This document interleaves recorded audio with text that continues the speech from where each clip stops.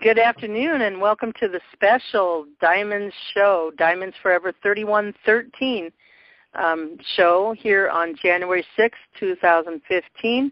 And this is me, Elizabeth Diamond, getting an astrology reading from Athen Shamenti, who is a forerunner in an astrology, and he'll explain it. I call it Sidereal astrology, but it's Sidereal astrology, Sidereal. So welcome, Athen. Thanks, Elizabeth. Thank you. Did I say Athen? Did I say that right? Yeah, you got it right. Yep, that's okay. Correct. So, Athen, I just want you to just before we start with my reading, or whatever you call it, astrology reading from the stars, galactic-wise, I would like to really just let you give your websites, your contacts, and what you're going to be doing in the near future, and where they can find you, and just a nutshell of what Sidereal astrology is and how it meshes with now in this time, in this golden age that we're already in. So go for it, Nathan. So basically, I have a YouTube channel that I've been hosting for about the past year now. And that's where my daily, weekly, and monthly horoscopes are. So for those of you who are interested, you can follow me on YouTube. The name is Mastering the Zodiac, and my website is masteringthezodiac.com. So basically, Sidereal astrology is the astrology of where the stars actually are in the sky. Believe it or not, Western astrology does not use the actual locations, and they're almost off by a full degree at this point. This Sidereal, or Sidereal is how it's actually pronounced, is the most popular form in the world, especially by the Vedics, who use this system. And it's the ancient system that the Mayans and all the ancient civilizations have used. So what I found in my studies is using the actual positions is far more accurate and far more spiritually applied. And so that's what I do in my practice. Now, I guess we can go ahead and get right into it. If you have any questions for me at this point, Elizabeth, if not, maybe we can just jump right in. Okay. If you could just scoot up to the microphone just a little bit more, okay. Just my phone, it's hard to hear a little bit. Okay. Is that better? That's a little better, yes. Thank you so much for helping my ears. And I heard everything you said. It'll come out clear on the YouTube. Okay, so let's start this out. And what do you need from me? Well, I've actually have your birth chart pulled up from the radio show session that we did. Now, I just wanted to let you know that since we're not exactly sure on the birth time exactly, the astrology can change quite a bit just within a few minutes. So what I'm doing is I'm just going to do a very general reading. It's still going to be specific to you, but without taking in the birth time into account, because without knowing the exact time, it could throw it off, and I don't want to give any, false information out there. Okay, so what you're saying, you are not going to take my birth time into account, because Correct. I didn't know exactly it. I just intuitioned it and a rough draft. So you're not going to take that into account in this reading, and that's good. So it can be more accurate. Is that what you're saying? Yeah, it'll be more accurate. Okay. Exactly. Okay. So, and just to those that don't know their birth time, it'd be cool, if you go to Athen to get your exact birth time if you can. If not, take some time in meditation and ask, call in your guides and your higher selves and ask them and intuition it, so it could be close as could be. And, then Athen could have a good reading on you, and it'll encourage you to be who you really are, that diamond. Shining bright now. Okay, sorry. Okay, thanks. Yeah, that's exactly correct, Elizabeth. Yeah, as more specific as you can get, the better, because then that at least puts the stars, the planets in this case, closer to the stars for you. Wow. So I did cast it for 333, but I'm going to look at it just specifically in terms of the overall energies for that whole time period for you. Okay. So let's talk about. You don't have to ask me any questions. I just listen, right? Well, we can do this two ways. If you'd like, you can give me a little bit of background information, just currently what you'd like to get out of the reading, and maybe your current experiences if you'd like, or we can do it more general. It's totally up to you. You can do it both ways. What would I like to I get can out look of the at things. I can look at things such as relationships, career, finances, stuff like that. Or just general. It's up to you. I would just like, my path is coming more and more into vision, brighter and brighter. I just would like from the stars just some wisdom and strategy, knowing me, just some hinters as I walk through this paradigm shift and to being a change agent for others. And okay. And whatever your heart desires to tell me. I can't talk. I'm sorry. Yeah. I'm like zonked in the glory. And then just talk closer to the microphone. Sorry. Yeah. I've been like that all day too myself, like tongue-tied a little bit. But, let's go ahead and look at the North Node, kind of where we left off last time with the radio show reading. Because like I was saying then, the North Node is immensely important in knowing what our life path is. And then basically the way I like to do these readings is I like to start with the North Node, and which is your life path, and then center everything around that. Because so long as we're moving in that North Node direction, everything is in flow and everything works out, and that's where the opportunities are. And like I was saying too, where there's a North Node, there's also a South Node, which is where we feel comfortable in, where we've already mastered in past life, and where we can sometimes feel like we want to retreat into that area. But if we move into that South Node area, we'll notice that there's no opportunities, there's no flow. So it's important to release the South Node, release any blockages associated with that in order to move in the North Node direction. So for you, Elizabeth, your North Node is in Gemini, and we're going to look at two different charts in terms of its house placement, which I'll get into next. But let's just look at it generally in terms of Gemini. So the Gemini energy, like I was saying, this life is about teaching and sharing information with others. In past life, you spent a lot of time with the divine principles, the overall philosophical outlook on life, and now you're here to share those divine principles with people in a very practical sort of way. This is often a good placement for writers, anyone that's involved in any type of teaching, communicating, anything of that nature, especially with what you're doing, Elizabeth, with the radio shows, etc.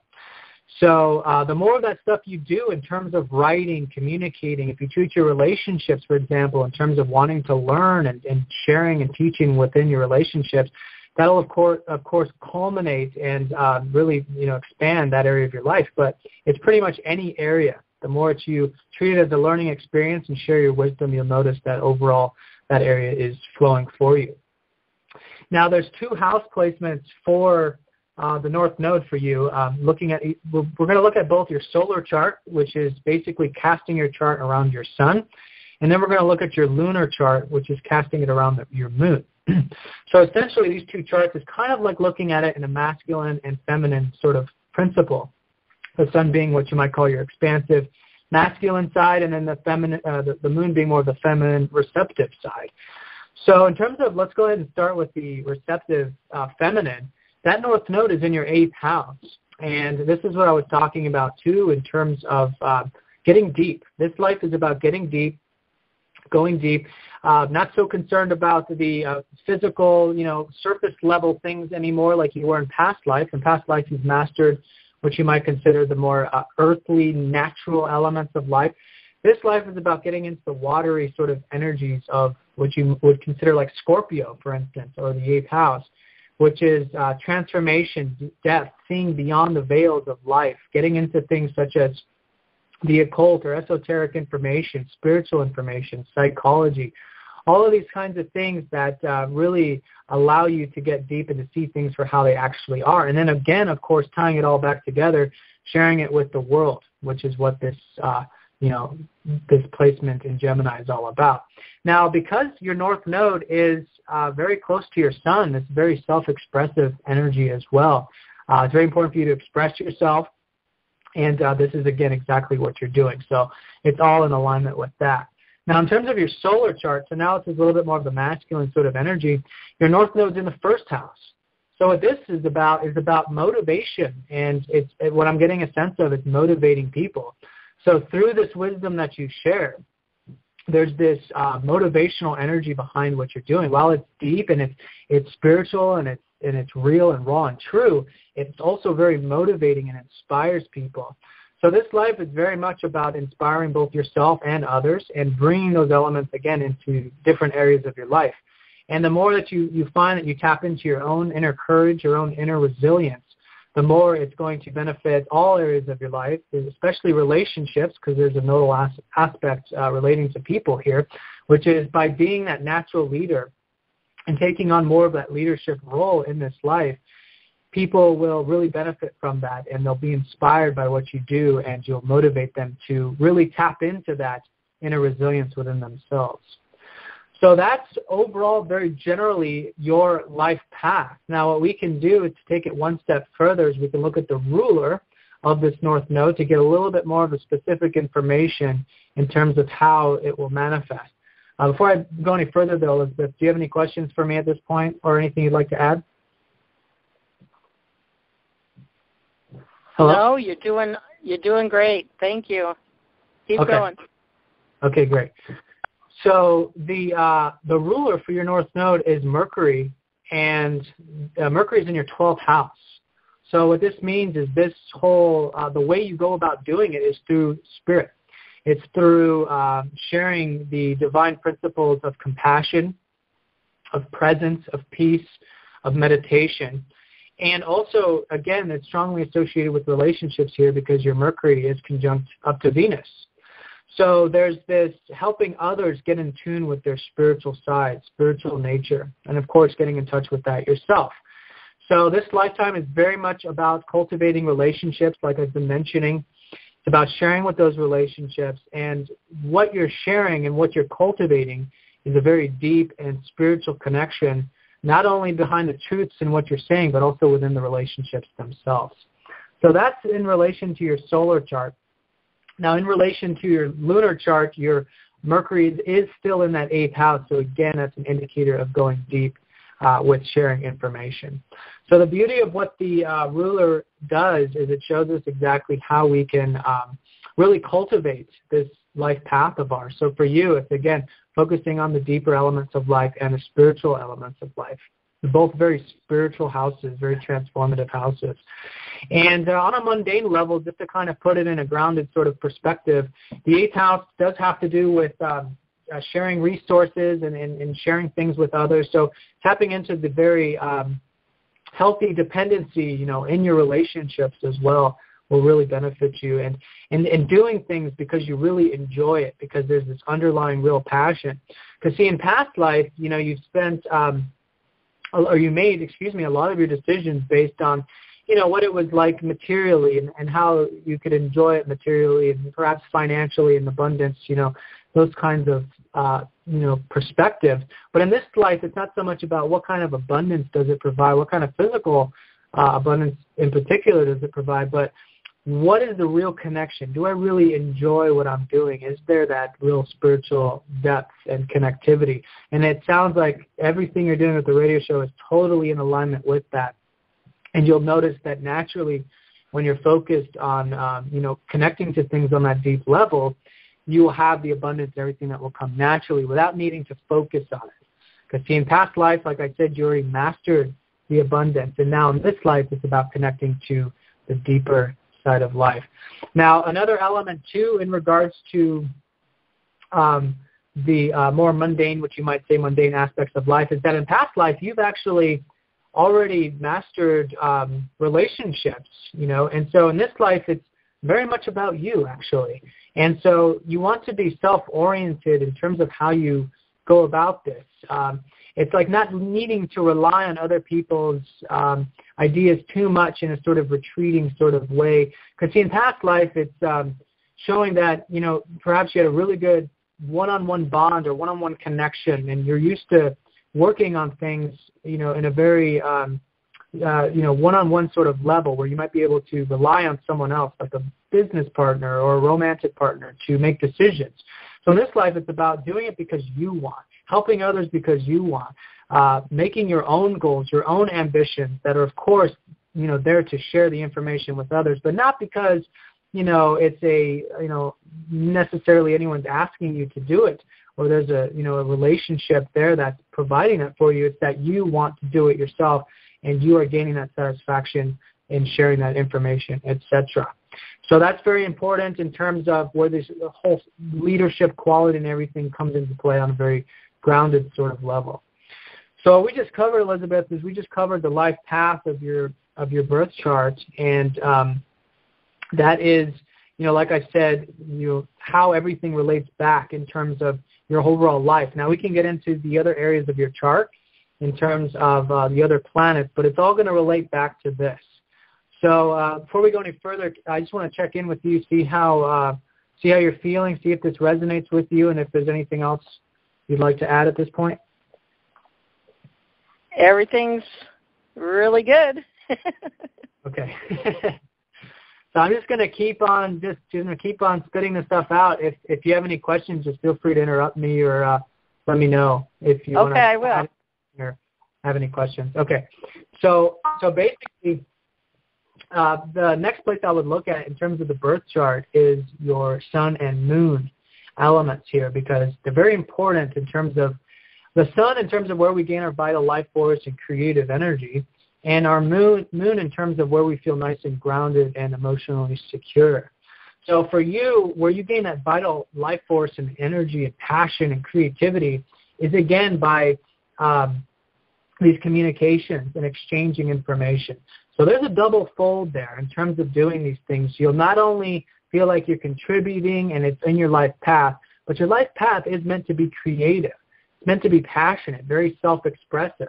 The more you express your thoughts, express your feelings even in, what you're sharing, and not in an intellectual sense, but there's this passion behind what you say. And the more you tap into that passion, the more energy you'll feel, and that vital life force energy will certainly assist you on your path as well.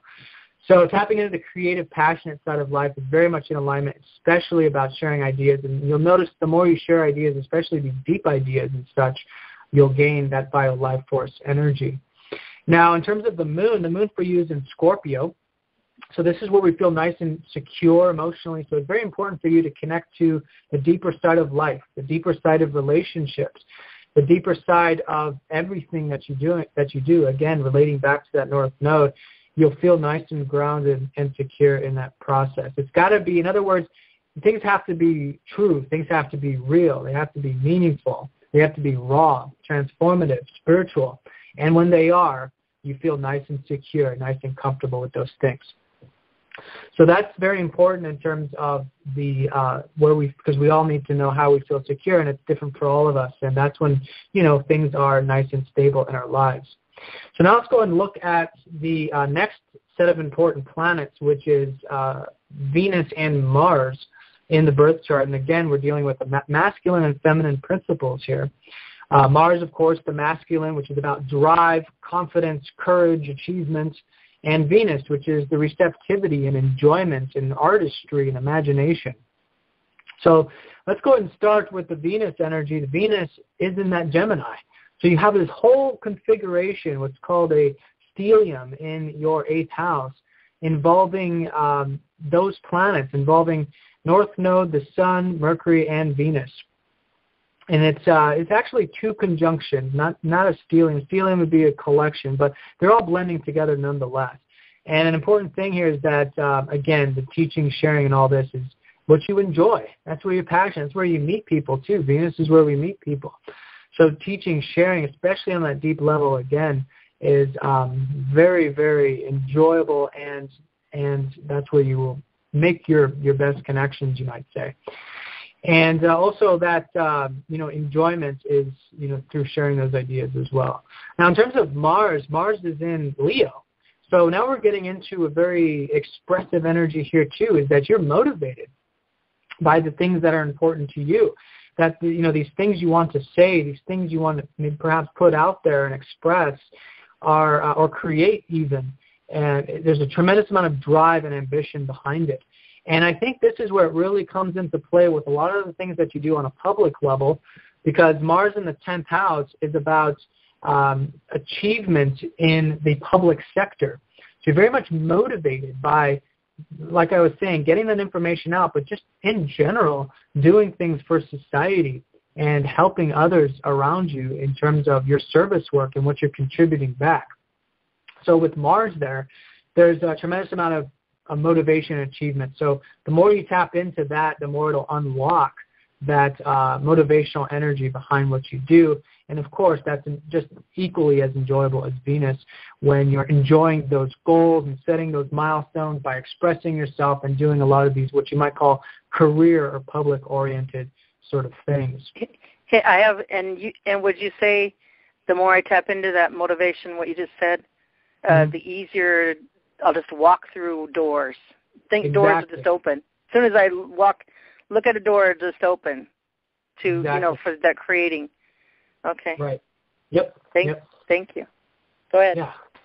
All right. So the next set of planets, masculine and feminine principle, again, will be Jupiter and Saturn. So Saturn is what you call the constructive element, and Jupiter is the expansive element. So Jupiter is those opportunities, and Saturn is taking those opportunities and making them into a reality. So what I'll discuss with you is where these are placed in your chart in terms of how you take these opportunities, where these opportunities come from, and then grounding them and making them into a solidified thing, which is, of course, relating back to all of this that you're doing with sharing and expressing this information to the world. Now, in terms of Jupiter, Jupiter's in your 5th house, so you have a lot of what you might call creative opportunities to express yourself, which, again, would be, things such as the radio show, but anything else that's creative. So tapping into the creative side and doing creative things, maybe even out into the world. Now, your Jupiter is in Pisces, so perhaps it is creative stuff, alone time creative stuff, such as art and drawing and stuff of that nature. But whatever it is, tapping into that creative side will create those opportunities in some form or another. Now, taking those opportunities and making them into a heartfelt reality is the Saturn principle. And Saturn is in your 3rd house, which rules, again, communication. So there's a lot of this communication being activated in your chart. And here it's taking these opportunities and then grounding them through exchanges, which you might call conversation, or the exchanges between individuals. So to give you kind of an example of basically what you want to do is your life is about being very disciplined with what you say and learning the arts of communication. And the more you develop this art and the more you step into that discipline of learning and working with the energies of communication, the better you'll get. And, of course, like I said, that's what's solidifying these opportunities. So to kind of give you an example, it could be, first thing that comes to mind is the radio show, an opportunity to do something with the radio show. 5th house, okay, an opportunity to express yourself and to put some spiritual information out there. Then, well, to do that, you've got to make sure that you've got it formulated perhaps, or you've got, very clear understanding of what's going to be discussed on the show. And the more you take that very disciplined Saturnine approach to it, you'll notice that it's actually expanding those opportunities even more. So you do want to get disciplined. You do want to get somewhat structured when it comes to, these things that you're doing in terms of these opportunities in your life, especially in relation to communication and exchanging, giving information. And you'll notice a benefit there as well. Saturn is not always where we feel like we want to do those things necessarily, but you'll find that you'll definitely benefit the more you implement it a little bit at a time. Now, those planets we just discussed are the personal planets of the birth chart. Now, there is another set of planets which are the not-so-personal, such as Uranus, Neptune, and Pluto, which I'll just touch on very briefly here for you real quick. But it's not so much, again, a personality type of thing, but it does help us in terms of those areas of our life. So for you, the placements are in your 12th and your 10th house. So again, we're back to that 12th house of spirituality. This is where Neptune shows you things in your dreams, and paying attention to your dream space and meditation and anything behind the scenes is where you gain what you might call that spiritual intuition. So with this type of placement, it's very important that you do take whatever alone time is necessary for you, and also listening to your intuition, your dreams, your psyche, and through that is where you will gain this spiritual intuition. Now, that being said, you've got Uranus, the masculine side to that receptive energy in your 10th house, which is about being yourself and sharing with the world. And that is where we come back to all of this Mars energy too, which is about sharing this information with others and, in perhaps even a very unorthodox way. Because actually, if you look at it in terms of the status quo, what you're doing on the radio show is very different, actually, compared to what the status quo is doing. So the more uniqueness and the more individuality and different approaches and innovative approaches, too, of Uranus that you implement into what you're doing on the work level, you're going to notice that's going to assist you in your work as well, even more so. Now, Pluto is sandwiched right in between Mars and Uranus in your chart, which is indicating a tremendous amount of power, actually, when it comes to the things that you say, or rather the things that you're doing on a public level. So the things you do on a public level have tremendous impact, and they can really touch people and transform people. So the thing I always say with Pluto is you want to step into that power from a compassionate standpoint, and taking responsibility and being very aware of the power that you actually do have on the public level, and then, of course, having that compassion behind it, which then transforms all of that power into beneficial power, or beneficial changes in people's lives and transformative, change in people's lives.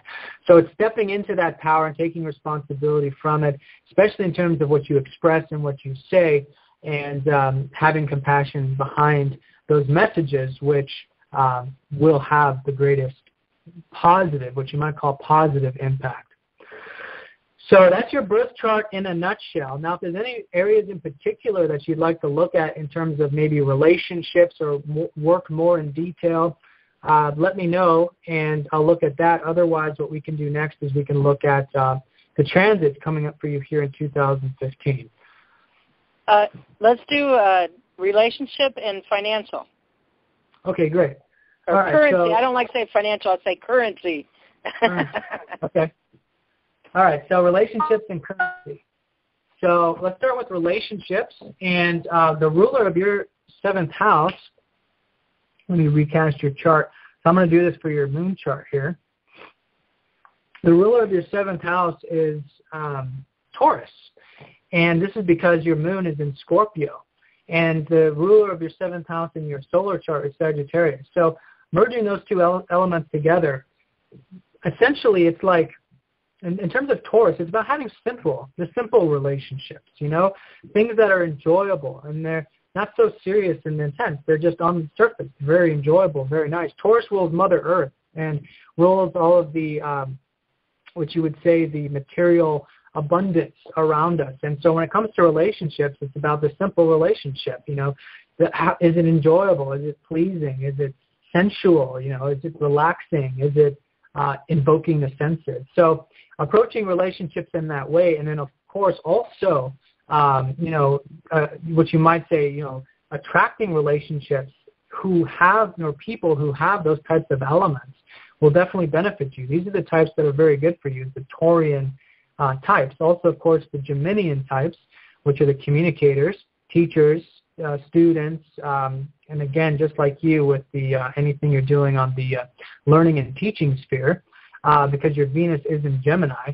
But Taurus, nonetheless, grounded individuals who take it one step at a time and like to connect to things for very simple pleasure and enjoyment of life. Now, in your solar chart, you've got Sagittarius here. So again, just like with Taurus, it's about the same sort of way, but in this case, it's expansion and philosophy. Individuals who have the divine principle, divine philosophy, and like to share philosophical information are very good and very compatible with you and your energy. So those are the types of natural, what you might call magnetic elements to the relationship. Now, what we can look at is we can look at the location of Venus to kind of get an indication of, how you meet people and that sort of thing. And so in your solar chart, we've got Venus in your 12th house, which means you meet people perhaps through spiritual circles or workshops or things that, again, through your radio show, which is about spirituality and meditation and anything that's about, even behind the scenes even. It's almost like you have this, public, and then behind the scenes of what you're doing on a public level is where you make your connections and stuff. So tapping into your spiritual side, expressing your spiritual side and all of this will naturally magnetize relationships to you, and that's where you enjoy your relationships as well, which it sounds like it's, what you're doing at the moment. Now, in terms of your lunar chart, Venus is in the 7th house. So again, it's about having just the simple exchanges, mutual respect with relationships, and you'll meet people through relationships, actually. With the Venus in the 7th house, it's very much like the snowball effect of when you meet one person, then you meet another, and it kind of spirals out that way. So, yeah, that's how I would classify your relationships in particular in your birth chart. One more thing that stands out to me is that Venus has a sextile up to Saturn. So there's a supportive element here with long-term and commitments and taking what you might call the grounded approach to relationships, the long-term approach you might say. And it's, of course, romantic, but all kinds of relationships too. And especially when it has to do with the importance of communication. Communication is very important in your relationships, which I talked about in terms of Gemini, but mostly because Saturn is in your 3rd house, sextiling up to Venus, which is emphasized in terms of good communication, a nice grounded communication between individuals. So that's how I would summarize your birth chart in terms of relationships, but we'll go ahead and look at the year ahead for you in terms of relationships next. But before we do, since we're on the birth chart, let's go ahead and look at the currency aspect of this. So the ruler of your currency charts are both Cancer and Sagittarius. So for you, things that involve the Cancerian elements with finances will help you increase finances, actually. So things such as home, family, your roots, the nurturing side of life. This is where, like, for example, just as a kind of grounded example, things that deal with maybe like real estate investing, because real estate is a home and it's ruled by Cancer, and so a Cancerian 2nd house is usually people who could gain, finances and wealth from that. But overall, just generally, without getting too specific for this, the more that you focus on home, family, nurturance, your past, your roots, you'll find that there's abundance there, there's currency there on all levels. And this can be, of course, the currency, but also the inner abundance and just the values, the things you value in life. You naturally value roots and ancestry and the past and these types of things, which is really good. And that's naturally where the abundance is as well. Now, again, we're talking about Sagittarius in your 2nd house here. So being optimistic, and there's this sort of very important for you to have this sort of jovial element to it, and not taking the finances too seriously, which I don't think you do. But with Sagittarius, it's about just being as optimistic as you possibly can with the whole situation. And you'll notice that the more you do that, you're kind of connecting to the higher realms in the sense that, okay, we have energy here. We have, like, and I was getting a sense of this too, speaking with you earlier. It's like, okay, we have this energy, this currency energy exchange, and you're seeing it as that divine thing because it's only a representation of what's, physical, but also spiritual also and energetic. So seeing it from that higher perspective certainly benefits you. Now, one thing I do want to say in terms of finances in particular in your chart is that your South Node is in both your abundance, or we'll call it your currency sector, and your relationship sectors. So what this is indicating is that this life isn't about focusing on either one of those two things, actually. And this is where we have the inclination to want to increase those areas of our life, because that's naturally what the South Node does. And so it's very important to see here, though, that what you want to focus on is, in terms of the currency, is focusing on, okay, connecting to your work or connecting to what you really enjoy out of life first, and then naturally the abundance and currency will be there as the result from that. And of course, again, we're talking about overall life energies. We'll get more specific what the year ahead look for you.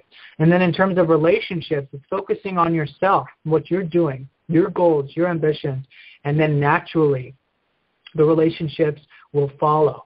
So it's very important with the South Node that we don't focus on those areas because it's a sort of a block when we do. Because the universe and, God and the whole system is basically saying, okay, look, you've already mastered this part of your life. Now it's time to move into this brand new direction. And like I said, in past life, you mastered relationships and what you would call currency. So now in this life, it's about moving into the brand new direction of all of these things that we discussed up to this point. And then naturally, when you move towards that direction of your life path, the relationships and currency will be there. So how does that feel? How does your inner guidance feel with that, Elizabeth? Well. It feels really good. I'm on everything you said. I've begun, or just inspired. Everything. Wow. Great. This is like A+++ with 10 smiley faces. Great, I give you. Okay, thank you. I'm excited to hear the year ahead. Thank you so much. Yeah. Okay, so let's go ahead and do that. So 2015. Now, what's interesting actually is I was listening to the session you had with Rachel, and that was a very collective reading. And what's interesting is now I looked at your transit chart. It's a very collective transiting year for you. A lot of the transits that you have, they aren't very personal. They're more collective in nature. So right off the bat, it's almost like this year is focusing on, again, the bigger picture type of stuff. But remember, keeping all of this in context of the North Node. So this whole year, I want to be very clear that just continue to develop your communication skills, your exchanges, your this motivation, this drives, your goals, your ambitions with the self-orientation. And then naturally you'll notice everything is in alignment and everything is flowing from that point forward. Now, and also the spiritual elements of life too, which I talked about. But taking that into context, let's go ahead and look at this very collective year actually for you. We've got, let's start with what happened in 2014 because I like to keep things in context. So in 2014, perhaps there was some changes and some transformations involved with your self-expression and your enjoyment and passion in life. You had Pluto opposite your sun, and this was going on for the past 2 years actually, mostly in 2013, but it was still a sort of theme for you last year as well. Is this sort of taking power back in terms of what your self-expression is, who you are creatively, your ambitions, your creative life force energy. And so sometimes with Pluto, this can mean power struggles and getting into, I don't want to say conflicts because it just depends on how we're working with the energy, but it can sometimes feel like power struggles or conflicts with others. So the reason why I bring this up is just so you know, that whole phase in terms of claiming and regaining your power back in terms of your self-expression and creativity is it's done. It's over. That was the last chapter, and then so now we're moving into a brand new chapter this year. Now, one thing that stood out to me last year around the November time period, you had Saturn conjuncting up to your moon. So this can sometimes feel like taking a stern approach to things, especially, like home and family related matters. But it's very positive because it was just one contact. And usually when there's one contact, it comes quite easy.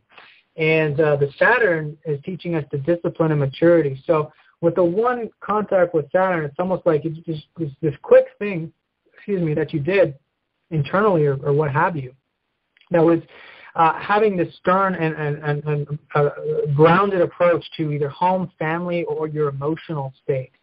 And so you graduated from that, you completed whatever that was, and I think moving into this year, I think you're feeling much more emotionally resilient and feeling like you're able to tap into that inner strength to do perhaps some of these changes, whatever it is that you're planning on doing this year in general.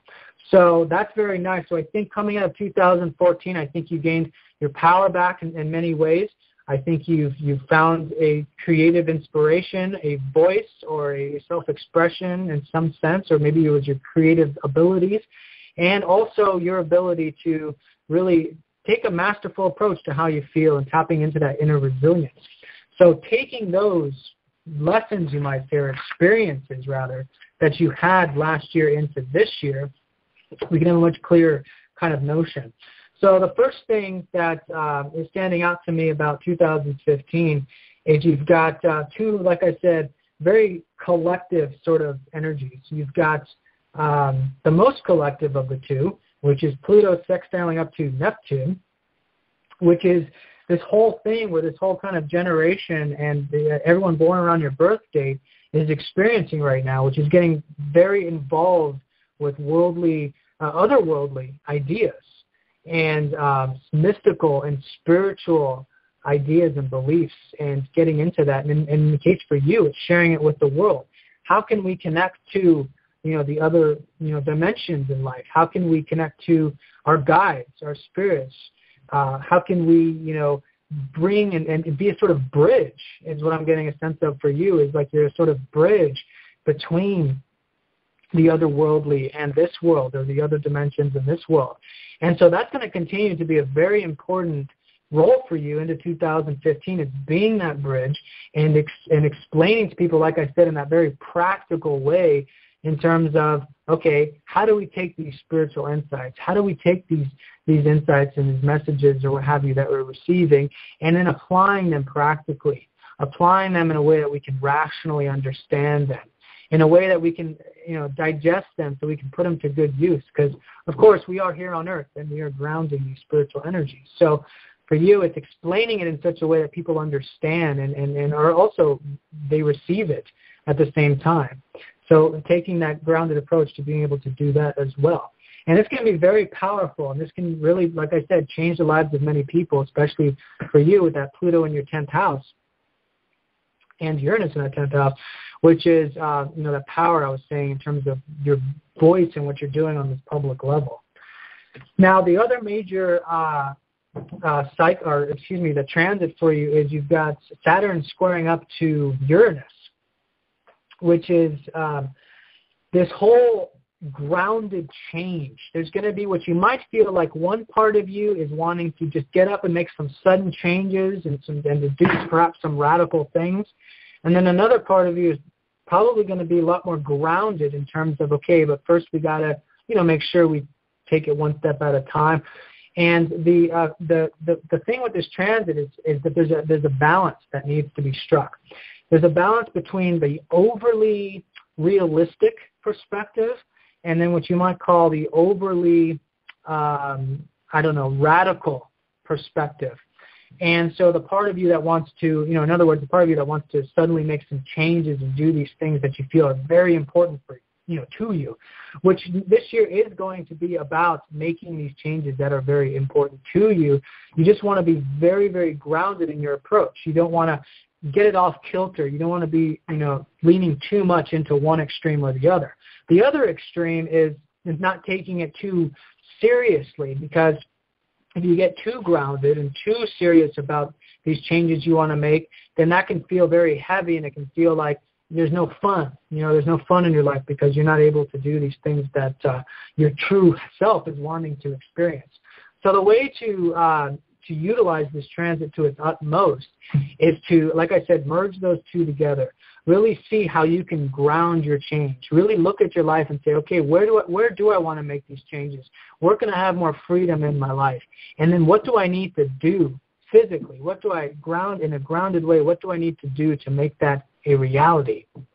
And when you take that approach, that grounded approach, you'll find that you can have a tremendous amount of freedom next year and do all of these things by having that firm-footed, one step at a time, mature attitude to the whole situation.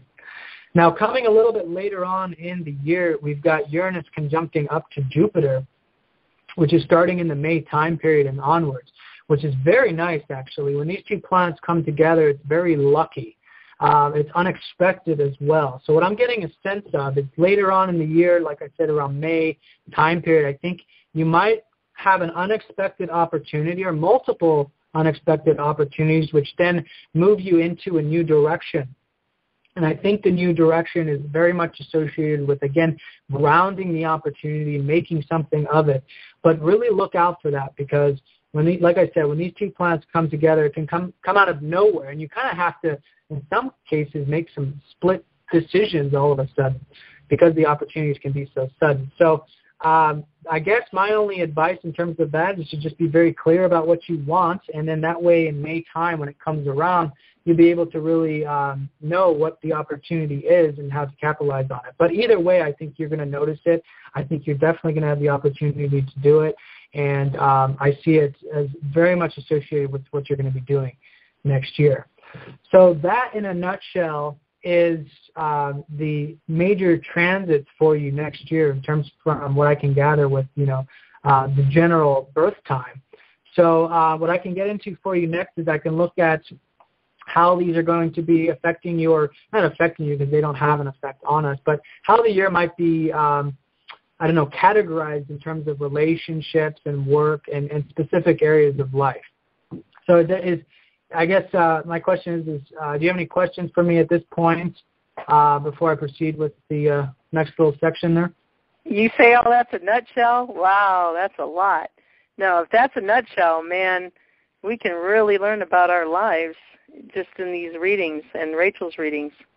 And it helps give you courage and motivation if you know that you're in it already, and it just even springboards you more.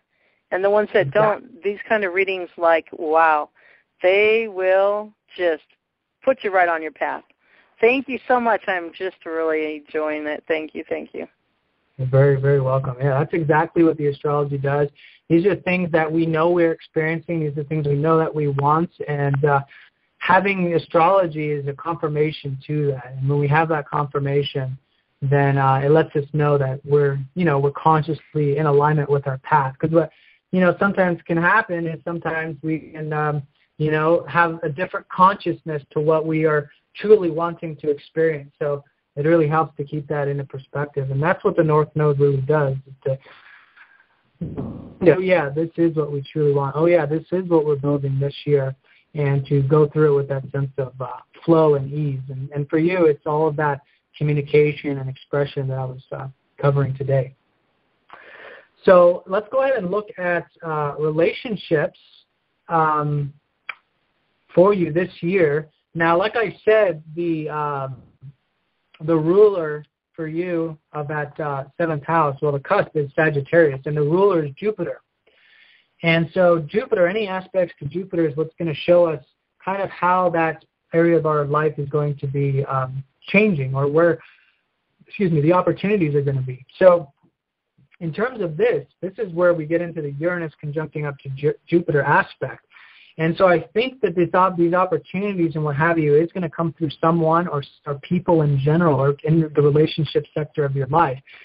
So with the Uranus aspecting the seventh house ruler, it can sometimes mean, someone new coming into your life, or just someone who's already in your life presents you with an opportunity, or something changes in that regard. So what's nice about that is that from May onward, not only is it going to be these opportunity changes, but your whole relationship sector is actually going to be changing, and changing for the better. I think with things that you're doing, I think you're going to meet some new people along the way. I think there's going to be definitely some new relationships coming into your life.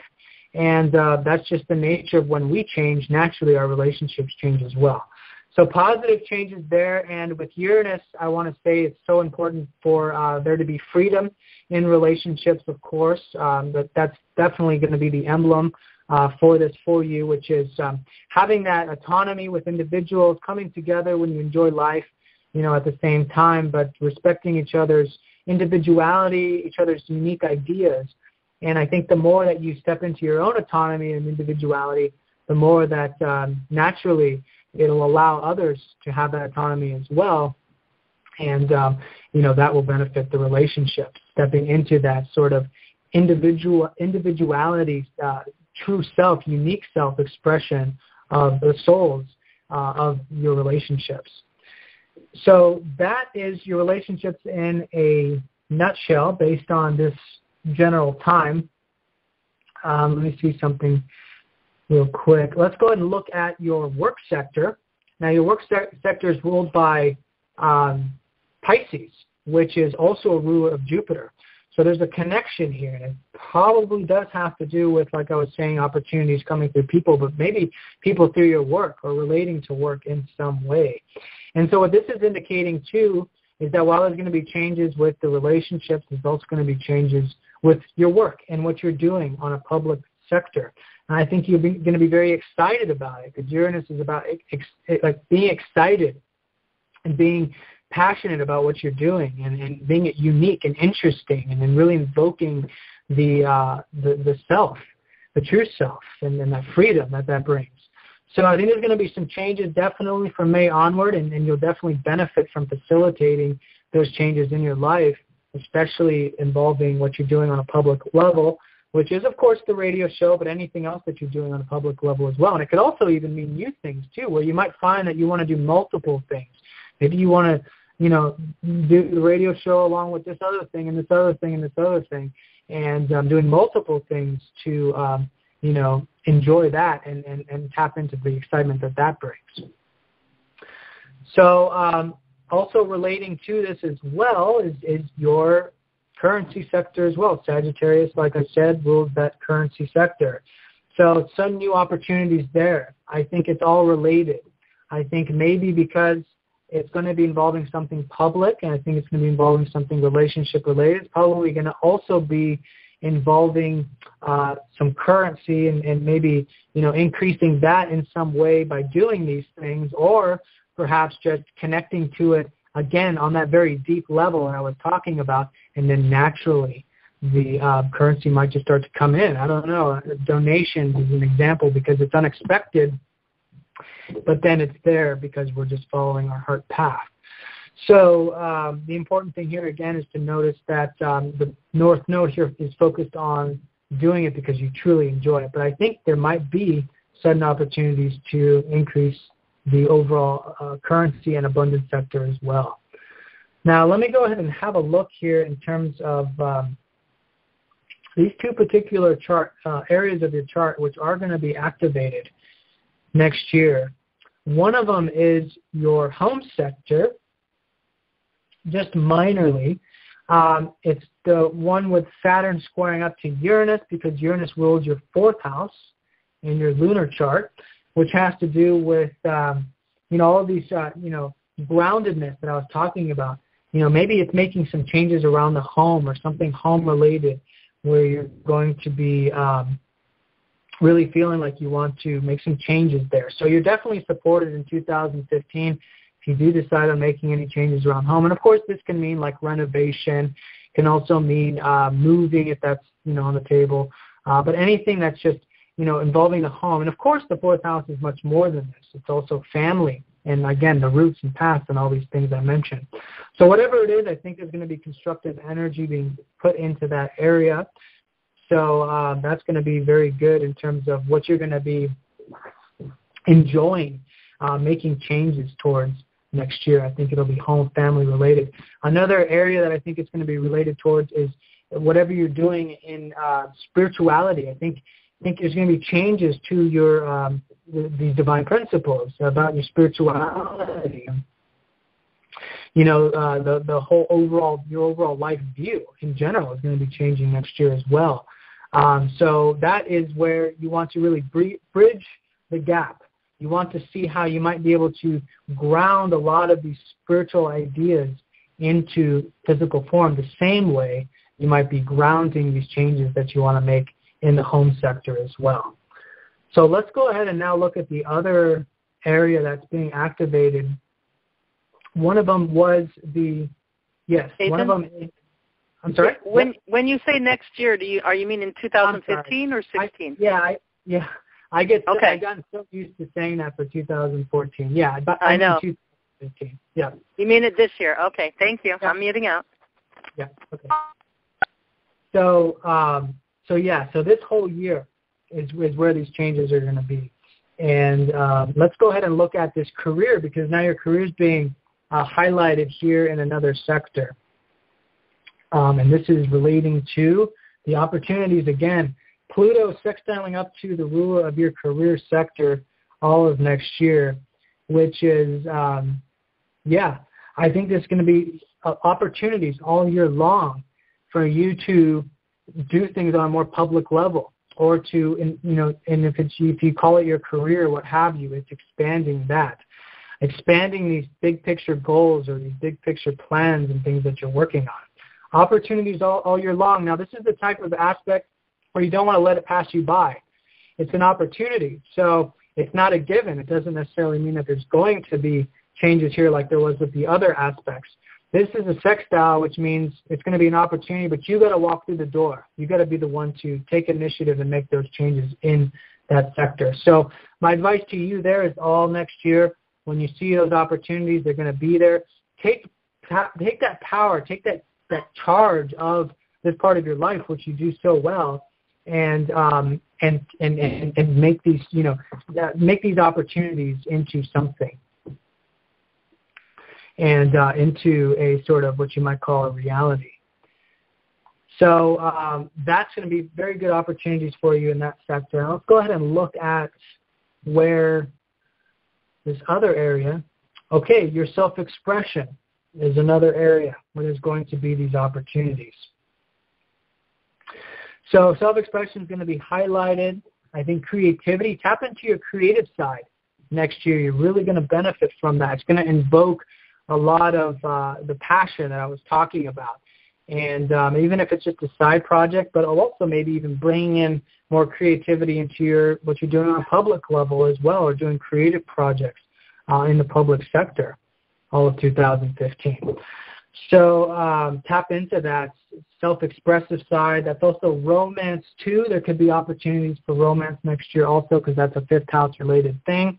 But overall, just anything that you enjoy out of life. But again, you got to take a little bit of the initiative there to actually make something of these opportunities. All right, Elizabeth, so that's the transits for you in 2015. Do you have any questions for me at this point? You have good glory bombs of nutshells, I tell you. Wow. Thank you so much. This was way more than expected. I expected a lot, but this is like mega, way over a tsunami. Oh, thank you so much. I'm glad you recorded it too, so you can always listen back. And I do have a tendency to do that for the first readings. I always like to make sure I get it all out there, and it can be overwhelming because there's just so much information. But you recorded it, that's good. And overall, just to simplify it, keep that perspective on the North Node, because like I said, that's what simplifies everything. And it doesn't even matter what's going on in the sky or in the astrology. If you're just focused on the North Node, which for you is, like I was saying, the teaching, sharing, communicating, getting into the deeper side of life, connecting to things because you're connected to it, and enjoying it on that spiritual level. And it's empowering, and you have this, and your motivations and your goals and your drives too, with that self-expression and the spiritual stuff. All of that is the focus. And if you just focus on those elements, it doesn't even matter what the transits are, what's going on, everything will be in flow, and you'll see all of the opportunities around you. And that's just the nature of the North Node. The North Node is, like I said, it's our higher self wanting to have a certain kind of experience in this life. Oh, that's good. The North Node is our higher self. So if we focus on the North Node, we will just become supernatural naturally, right? Wow. Yeah, exactly. It's not so much the higher self as much as it's the experience that your higher self wants to have in this life. Okay. Very beautiful. Oh, my God. That is so profound. That's awesome. Yeah, so when we're consciously in alignment with that, essentially, we're consciously in alignment with their higher self, you see. Wow. Thank you so much for all you did today and do every day for humanity.